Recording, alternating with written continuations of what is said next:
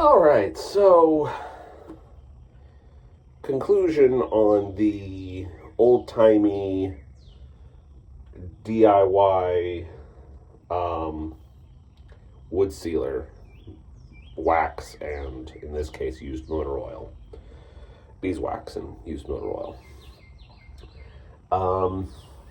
It's definitely going to work, but I will never use this stuff again. This stuff is a pain to work with. I mean, it's not the worst thing I've ever worked with, and yeah, it's not going to kill me by playing with it, so that's great, but it's sticky, it's messy. It's only going to be in the forward compartment. I am not putting this anywhere in a living space where people have to sit on it or touch it. So for stowage of anchors and anything that isn't going to go, oh, gross, ooh, gushy, that's fine. But for everywhere else, I think I'm just going to use a modern primer, like Bullseye 123. That stuff's inexpensive, and I think it's pretty gnarly, pretty good stuff for what it is. No, the roof's not on. It just, I had to get everything undercover out of the weather because, you know, it rains here. So anyways, I have to keep at this, scraping all the excess and melting the excess back down so I can finish coating the forward compartment.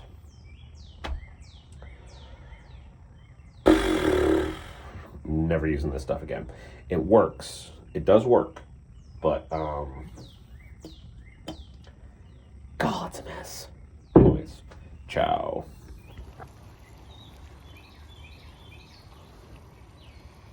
I know this looks dangerous, and it probably is, but if the jar is upright, the wax at the top of the jar doesn't get warm enough to stay melted.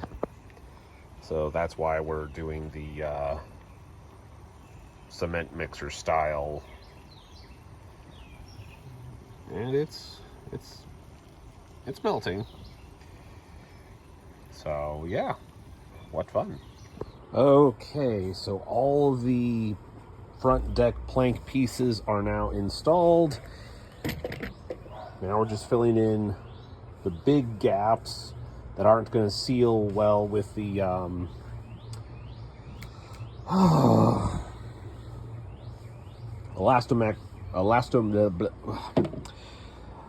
elastometric paint, which is a RV roofing paint.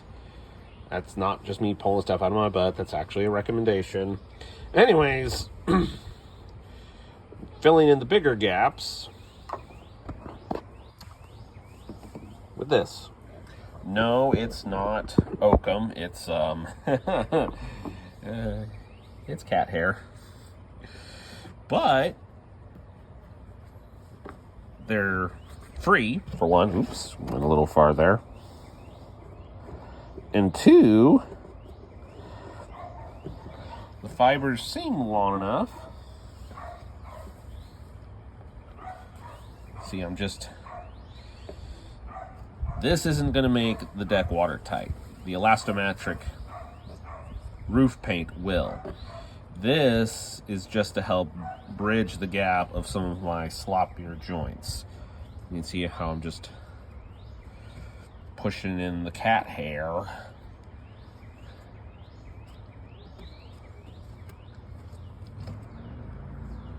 Tip of my knife.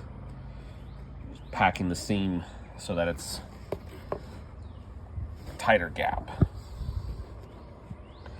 And yeah, so that's what I'm doing. Does this make me an unhinged cat man, lady, cat, not cat lady, but you know what I mean. Anyways.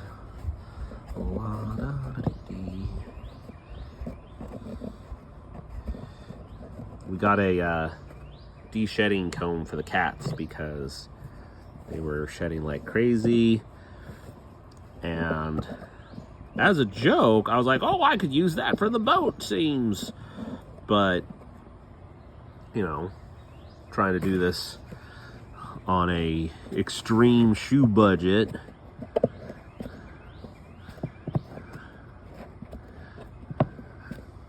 Seems to actually, don't pull it all back out, back in there.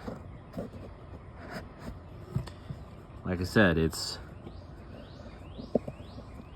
not meant to actually waterproof the boat. It's meant to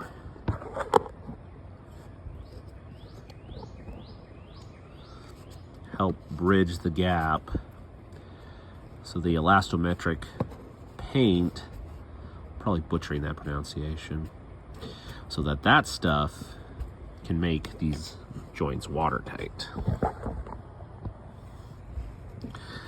And I realize that you're probably having to stand on your head to watch what's going on the screen, because I'm not really paying attention to which angle the camera is facing. I'm just keeping the cat hair stuff in the shot.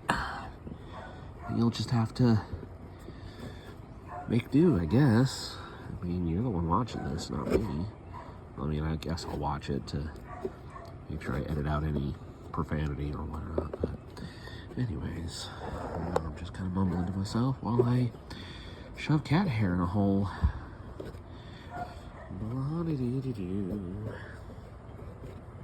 And it looks like I'm gonna have to go brush a cat, because running low on cat hair. It's going faster than I thought it would.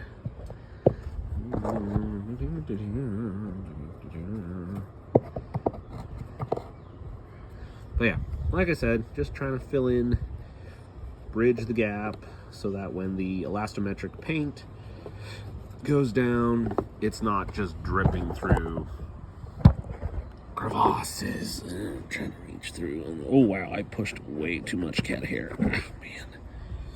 See, I pushed it way too much cat hair through this gap. Let's try this again. Ah, no! Okay. You know, by the time I'm done doing this, I'll have figured out a good method.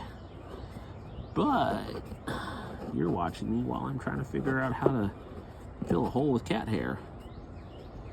How embarrassing for me. How embarrassing for you. You're watching this. Oops, there I go again, pushing it too far through.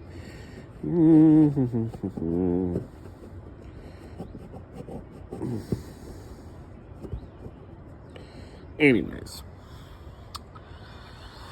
I think it's time for lunch. Ciao.